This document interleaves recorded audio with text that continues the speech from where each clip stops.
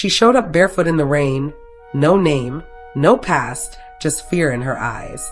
But the teacher who took her in had no idea. She was the missing billionaire heiress, hiding from a family built on lies, money, and murder. What happens next will shatter everything. Keep watching. The rain came down hard that afternoon. Thick, unrelenting sheets, the kind that turned streets into streams and made the town's old school windows shudder. Inside, the halls were nearly empty. Final bell had rung. The chatter was gone, the laughter gone, just the soft hum of thunder in the distance. Clara Morgan slipped on her coat, tugging it around her shoulders as she reached for her keys. She was halfway out the door when she saw her. A girl no older than 13, hunched beneath the wooden overhang just outside the school. Soaked through, no umbrella, no bag, just a gray hoodie clinging to her thin frame, dripping cold water onto the concrete. Her shoes were missing, bare feet on wet pavement. Clara stopped. She opened the door slowly, her voice soft. "Hey, are you okay, sweetheart?" The girl didn't answer. Her arms were wrapped tight around her body, like she was holding herself together. Her eyes flicked up, just for a second. Dark, wide, haunted. Clara stepped closer, careful not to startle her. "It's freezing. Come inside, just for a bit. You don't have to talk. Just warm up." For a heartbeat, the girl didn't move. The rain kept pouring, echoing around them like distant static. Then, hesitantly, she stood and followed Clara in. Quiet footsteps on the tile floor. Inside, Clara handed her a towel from the staff lounge. The girl took it with both hands, trembling. Still no words, just silence. Clara offered a mug of hot chocolate from the machine in the corner. "I'm Clara. I'm a teacher here." She smiled gently. "What's your name?" A pause, then barely audible. "Lena." That was all she gave, but it was enough. Clara saw something in those eyes. Not just fear, not just hunger. It was something deeper, a kind of brokenness she recognized. She didn't know where Lena came from, or why her clothes were soaked, or why a child was standing alone in a storm. But she did know one thing.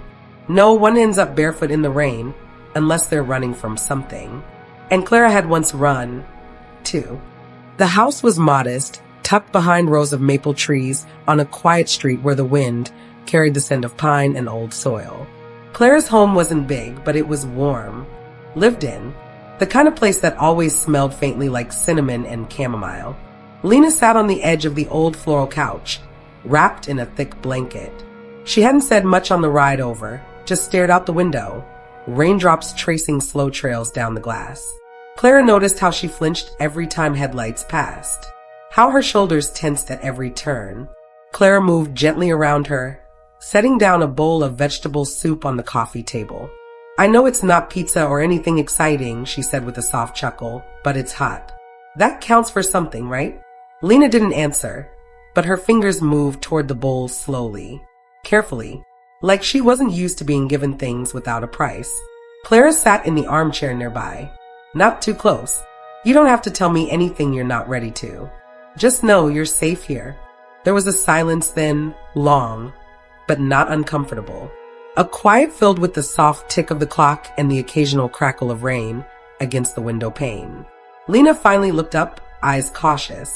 "Is this your house?" Clara nodded. Been here since I moved back. It's not fancy, but it's mine." A pause. "Why did you bring me here?" Lena asked. Her voice was small, unsure. Clara smiled gently. "Because you looked like you needed someone to care." Then more quietly, as if speaking to a part of herself, "And maybe I did too." That night, Clara made up the guest bed with fresh linens. She left a nightlight plugged in, just in case. As she passed Lena's door one last time, she heard the girl whisper something barely audible. "Thank you." It wasn't just gratitude. It was disbelief. The next morning, Clara arrived at school early, only to be greeted by a stern knock on her office door. Mrs. Halbridge, the head of the school board, stood there, arms crossed, lips pursed. "We've had concerns," she said, eyes narrowing, "about your involvement with students outside of school hours. Particularly this girl." Clara's heart skipped. She hadn't even told them about Lena. How did they know? Mrs. Halbridge leaned in. This isn't a charity, Clara. You have a job. Boundaries. Clara kept her voice steady. She had nowhere to go. That's not your call to make, Halbridge snapped. Don't let your personal history cloud your judgment. Clara's hands clenched behind the desk. The warmth of the night before faded into tension. Back home that evening, Clara looked at Lena, now in clean clothes and quietly reading a book by the window. She smiled, but it was tighter now. Heavier. Because kindness always came with a cost. By the end of the week, Clara could feel the change. It started with a hallway that went too quiet when she walked through. Teachers who used to smile now barely nodded. At lunch, 2 board members spoke in hushed tones, just loud enough for her to hear. She should have called child services, not taken her in like some stray. Outside the staff room, a parent pulled her aside. Look, Ms. Morgan, I respect you. I do. But what kind of example is this setting? Bringing a homeless girl into your house. Clara kept her voice calm. Her name is Lena, and she's not a stray, she's a child. A scared one. The woman didn't answer. Just walked off with her arms tightly crossed, judgment hanging heavy in the air. At home, things were quieter, but not without tension. Lena had warmed up slightly. She helped with dishes, watched Clara cook, even asked once if she could feed the neighbor's cat through the fence. But some days, Clara would find her pacing the hallway in the early morning, eyes red and distant, or sitting by the window, clutching that old, frayed hoodie-like armor. One night, Clara caught her staring at the family photo on the mantel. Clara, her younger brother, and a child. A small boy with a dimpled grin. Lena turned to her. Is that your son? Clara's voice caught. No, that's my nephew, Jamie. She paused. I used to help raise him before the accident. Lena looked down. Did it hurt? Losing him? Clara's eyes filled, but her voice stayed soft. Every day. But I still believe in giving love, even if it breaks me sometimes. Lena didn't reply, but she walked over and quietly rested her head on Clara's shoulder. For the first time, Clara held her. The next day, Clara went to put away laundry in the guest room. She lifted the pillow to fluff it, then froze. Tucked underneath was a photograph, worn, water-damaged, but clear. It showed a girl, Lena, in a velvet dress, standing beside a tall woman with striking features and a man in a tailored suit. The kind of photo you don't take at a shelter or on the street. It was a portrait, the kind you hang in a mansion. Clara sat on the bed, staring at the image, her mind racing. Who is this girl? Why is she hiding? And why did she lie? She heard Lena's soft footsteps behind her and quickly slid the photo back under the pillow. Everything okay? Lena asked. Clara turned and smiled, swallowing her questions. Yeah, just tidying up. But inside her, something had shifted. Doubt, concern, and a quiet growing fear. Because Clara wasn't just protecting a lost girl anymore. She might be protecting a secret big enough to destroy them both. The days that followed felt like a fragile kind of peace. Lena started smiling more, just small, fleeting smiles, but real ones. She made pancakes one morning, a little too crispy, but Clara didn't say a word. They laughed when the smoke alarm squealed.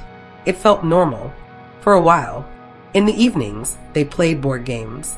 Clara taught her how to make tea properly. No, don't squeeze the bag, it gets bitter. Lena groaned like a teenager, and Clara laughed until she nearly cried. But the laughter didn't last long, because something darker began creeping in. It started subtly. A car parked across the street. Black. Windows tinted. No plates. Clara noticed it first when she was taking out the trash. Then again the next morning. Different car, same spot. Same stillness. At the grocery store, she caught a man in a crisp gray suit standing too close in the cereal aisle. He didn't buy anything, just watched her.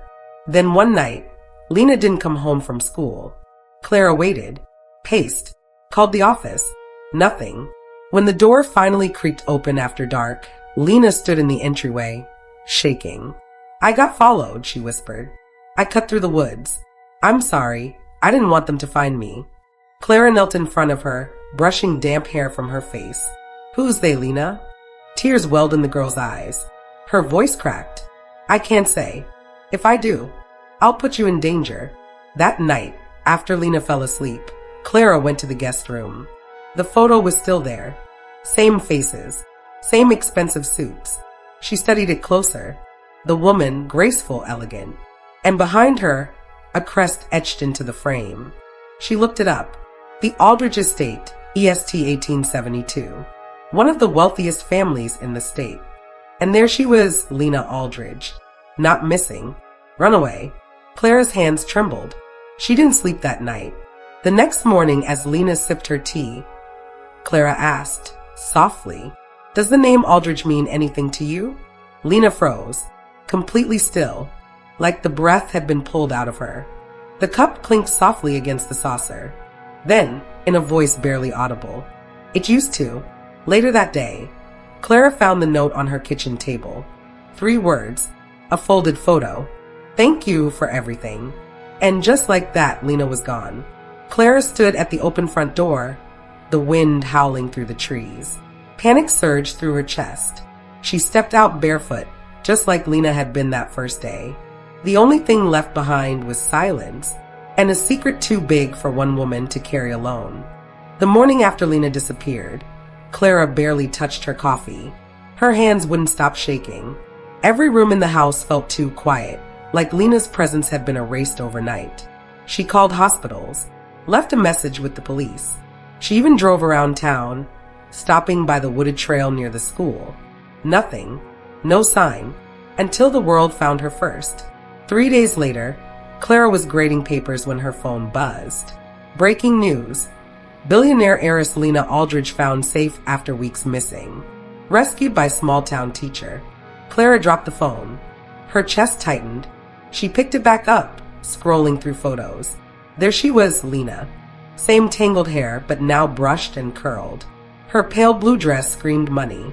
The same man from the grocery store stood behind her, straight-faced in a dark suit. The caption below read, "The Aldrich family declines to comment on Lena's disappearance.